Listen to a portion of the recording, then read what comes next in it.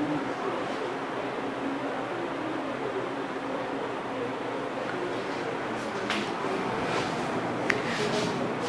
morning everyone. Today we will start structure of tRNA. क्योंकि हमें देखो अपने ट्रांसक्रिप्शन यूनिट का स्ट्रक्चर आपको ध्यान है कि आगे जो है प्रमोटर होगा, डाउनस्ट्रीम रीजन के अंदर, अपस्ट्रीम रीजन के अंदर टर्मिनेटर्स प्रेजेंट होते हैं ना, तो और बीच के अंदर सीक्वेंस जीन स्ट्रक्चरल जीन्स जो होते हैं वो प्रेजेंट होते हैं। आरएनए राइबोसोमल आरएनए तो वो तो हमें पढ़ना है नहीं, बस आपको ये ध्यान रखना है कि कौन सा आरएनए पॉलीमरेज कौन से आरएनए को बाइंड कर रहा है। फिर अब थर्ड टाइप का टीआरएनए आ जाता है। तो टीआरएनए का स्ट्रक्चर बड़ा इंपॉर्टेंट है। देखिए इसका जो हम स्ट्रक्चर पढ़ेंगे वो पढ़ेंगे clover leaf model. Clover leaf model, ठीक है, प्रपोज्ड बाय होले। होले साइंटिस्ट थे जिन्होंने ये क्लोवर लीफ मॉडल को प्रपोज किया। अब इसके अंदर आपको क्या देखना है कि क्लोवर लीफ, अगर क्लोवर लीफ नहीं पता है तो आप मेथी के पत्ते पता होंगे आपको, इस तरीके की लीफ होती है,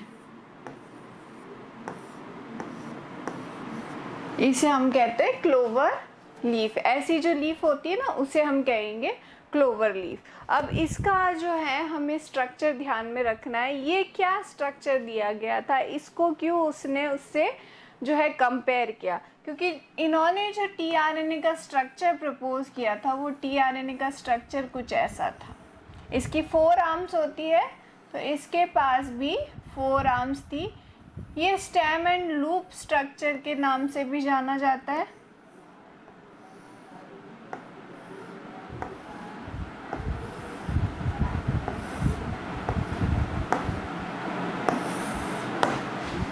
ठीक है, this is the tRNA structure. ये 5 प्राइम है, ये 3 प्राइम है, जहाँ पे OH ग्रुप प्रेजेंट होता है, और ये OH ग्रुप जो होता है दूसरे अमीनो एसिड्स के साथ बॉन्ड बनाता है। तो हम कह सकते हैं कि 3 प्राइम जो इसकी आर्म होती है, 3 प्राइम वाला जो रीजन है वो क्या करता है, अमीनो एसिड को बाउंड करता है। अमीनो एसिड यहाँ आके जुड़ जाते हैं। देन एक ये लूप है, एक ये लूप है और एक ये लूप है, और बीच में ये जो स्ट्रक्चर है इसे हम बोलेंगे स्टेम। तो इसका जो ये सिंपल अगर टीआरएनए को खोल के देखा जाए तो वो जब स्टेम एंड लूप बना लेता है तो वो एक तरीके की क्लोवर लीफ के जैसे अपने आप को रिप्रेजेंट करता है। That's why this structure is known as clover leaf structure.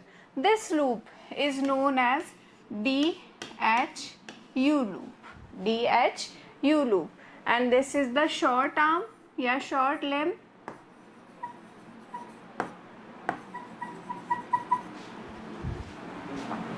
Okay, यहाँ पे कुछ फिक्स बेस पेयर्स प्रेजेंट होते हैं। नियर अबाउट 5 बेस पेयर्स जो है आपको यहाँ मिलेंगे, 5 बेस पेयर्स। बेस पेयर्स को आपको पता है ना, BP में लिखा जाता है इस तरीके से। 5 BP जहाँ लिखा हुआ है मतलब 5 बेस पेयर्स प्रेजेंट है। ये DHU लूप है। अब DHU की फुल फॉर्म क्या होती है, di hydroxy uridine loop, di hydroxy uridine loop। Then you can see this structure or this loop is known as anticodon loop, anticodon loop। क्यों कहेंगे इसे हम एंटीकोडोन लूप, क्योंकि इसके पास mRNA के अगेंस्ट में कोडोन्स प्रेजेंट होते हैं। दैट्स वाई इसको एंटीकोडोन, इसके पास जो कोडोन होगा उसके अगेंस्ट कोडोन इसके पास प्रेजेंट होंगे। जैसे अगर यहाँ पे है U और यहाँ पे है A और यहाँ पे C, UAC है। ये नीचे वाला जो मैंने बनाया है टीआरएनए, और इस जगह पे यहाँ पे ये 3 जो है आपके कोडोन प्रेजेंट है, कोडोन का जो है ट्रिपलेट प्रेजेंट है, तो ये क्या करेगा, इसके जस्ट एंटी कोडोन प्रेजेंट होंगे। इसके पास U का एंटी क्या होगा A का एंटी क्या होगा U, और C का एंटी क्या होगा G, तो AUG प्रेजेंट होगा। और AUG आपको पता होगा, उसे हम क्या कहते हैं, start codon. AUG is known as start codon, AUG को स्टार्ट कोडोन कहा जाता है। तो ये एंटी कोडोन लूप है। एंटी कोडोन लूप के बाद ये आपको नेक्स्ट लूप जो है वो नज़र आ रहा है, इस लूप को हम बोलेंगे टी साई सी लूप, टी साई सी लूप, या फिर आजकल TYC भी बोला जाता है, ठीक है, टी साई सी लूप, कुछ भी आप याद रख सकते हैं। एंड देखिए ये भी 5 बेस पेयर्स प्रेजेंट है, इसके पास भी 5 बेस पेयर्स इसके पास भी प्रेजेंट है, तो आपको बेस पेयर्स ध्यान रखना है।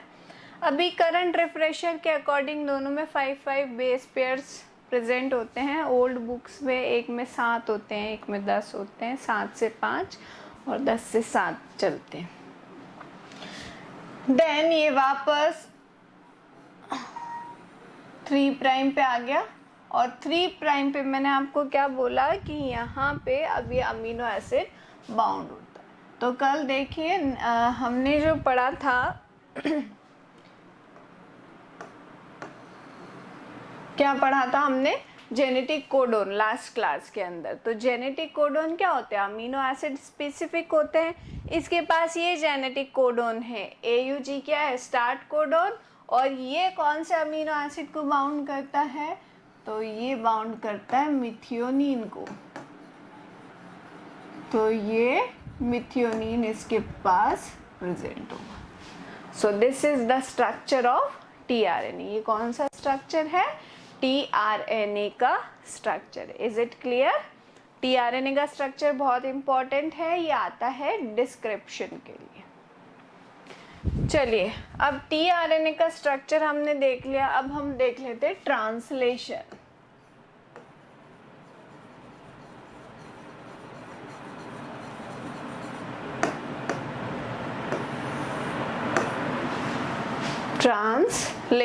ट्रांसलेशन क्या होता है, फॉर्मेशन ऑफ प्रोटीन, और we can say protein synthesis.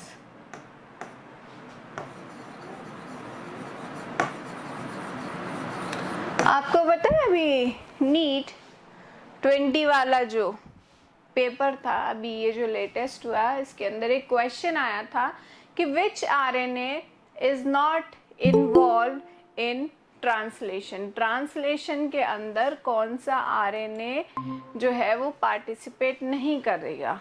तो ट्रांसलेशन अभी हम देखेंगे और फिर इस क्वेश्चन का आंसर जो है वो देना सीखेंगे। ट्रांसलेशन के अंदर कौन सा जो है RNA पार्टिसिपेट नहीं कर सकता। तो देखिए हर एक प्रोसेस के मैंने आपको कहा था there are 3 steps of each and every process. First step देखिएगा यहाँ पे वही है initiation, second step elongation and third step termination. So initiation of protein synthesis, second elongation जिसके अंदर क्या होगा, there is a polypeptide chain formation, and third is termination, terminate करवाएंगे, प्रोटीन बन चुका है तो अब हम उसको बाहर निकाल देंगे। नाउ उससे पहले देयर आर 2 स्टेप्स कि इनिशिएशन जो हो रहा है उससे पहले क्या क्या होता है, तो वो ही थोड़े से इम्पॉर्टेंट है, बाकी तो सब बहुत ही फ्लो में अगर चलता है तो बहुत इजी है। तो देखिए फर्स्ट ट्रांसलेशन के अंदर हम ये पॉइंट ले लेते हैं कि यहाँ रिक्वायरमेंट किन किन चीज़ों की है, ट्रांसलेशन की रिक्वायरमेंट्स क्या क्या हैं। तो रिक्वायरमेंट देखिए सबसे पहले तो हमें चाहिए tRNA। tRNA क्या है, ये अमीनो एसिड को बाउंड करता है, अमीनो एसिड को लेकर के आता है, that's why it is also known as adaptor RNA, adaptor RNA। और अडेप्टर का आरएनए ना, तो इसको कई बार टीआरएनए के नाम से भी जाना जाता है, अडेप्टर आरएनए की वजह से। दूसरी रिक्वायरमेंट किसकी है? अमीनो एसिड की। तीसरी रिक्वायरमेंट किसकी है? राइबोसोम की। अब राइबोसोम प्रोकैरियोट में तो होंगे 70S टाइप के, यूकैरियोट में होंगे 80S टाइप के। 70S टाइप की 2 सब यूनिट होती है, 50S और 30S। 80S की 2 सब यूनिट होती है, 60S और 40S, स्मॉल और लार्ज सब यूनिट। और क्या चाहिए? mRNA चाहिए। और क्या चाहिए? सम एंजाइम्स जो इन रिएक्शन में पार्टिसिपेट करेंगे। Then initiation factors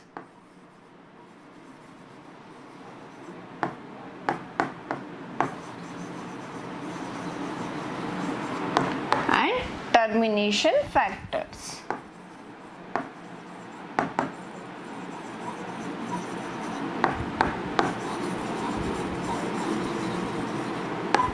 that's it, बस इन चीज़ों की ज़रूरत है। अब हम स्टार्ट करते हैं। हमने कहा टीआरएनए चाहिए, हमने कहा अमीनो एसिड चाहिए।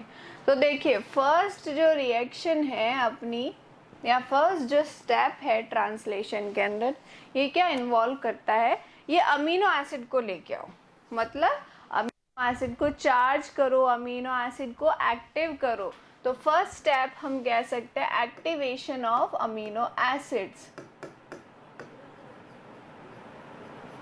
Activation of amino acid, activation of amino acid कैसे होगा? I have amino acid plus ATP and there is an enzyme. यहाँ पे एक एंजाइम वर्क करता है, ठीक है, और उस एंजाइम का नाम अभी मैं लिखती हूँ। ये amino acid AMP plus ADP free हो जाता है। तो ये जो मेरे पास आ गया है, this is the activated amino acid. इसे हम क्या बोलेंगे? Activated amino acid. This is known as activated amino acid. किसी को एक्टिव करना है, एनर्जी दे दी, हमने इसको एनर्जी दी और ये अमीनो एसिड एक्टिव हो गया। And this enzyme is amino acid tRNA synthetase.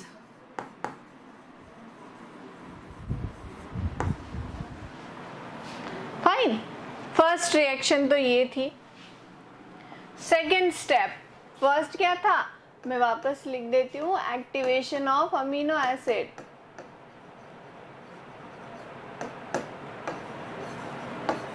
Amino acid. Second step है चार्जिंग ऑफ टीआरएनए को चार्ज करना, या फिर हम इसे कहते हैं amino acylation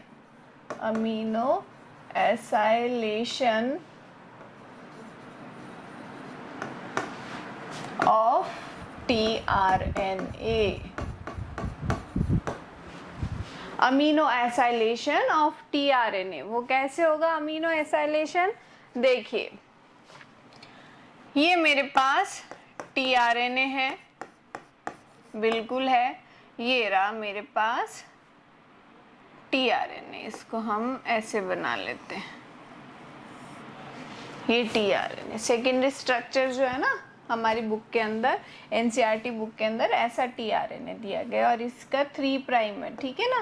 this is the 3 prime and this is the 5 prime.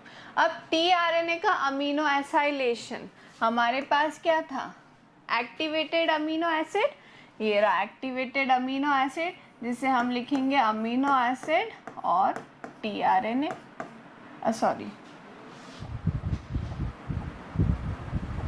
Amino acid और AMP, ठीक है। नाउ अब ये अमीनो एसिड था, इसके साथ ये AMP अटैच था।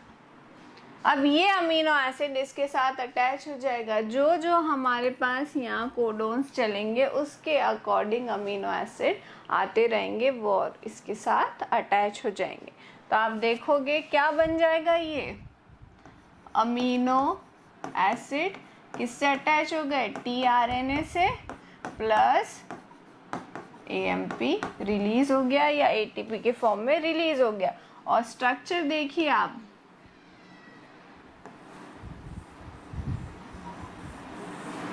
यहाँ पे ये अमीनो एसिड आके अटैच, तो इसे हम क्या बोलेंगे, charge tRNA। This is known as charged tRNA, charged tRNA। और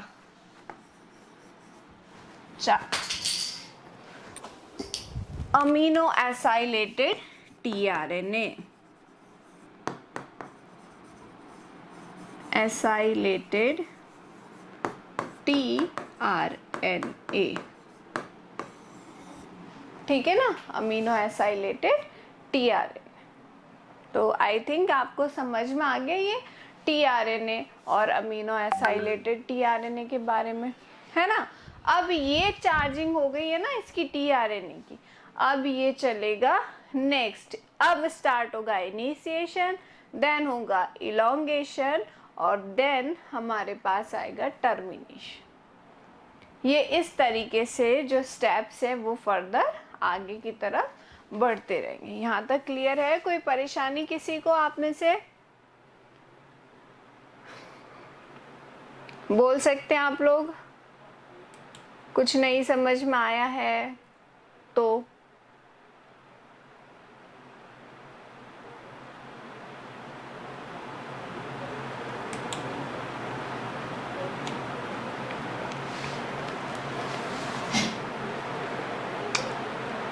ठीक है, फिर अब नेक्स्ट जो है लेक्चर के अंदर मैं ये स्टार्ट करती हूँ आपका इनिशिएशन से, ठीक है।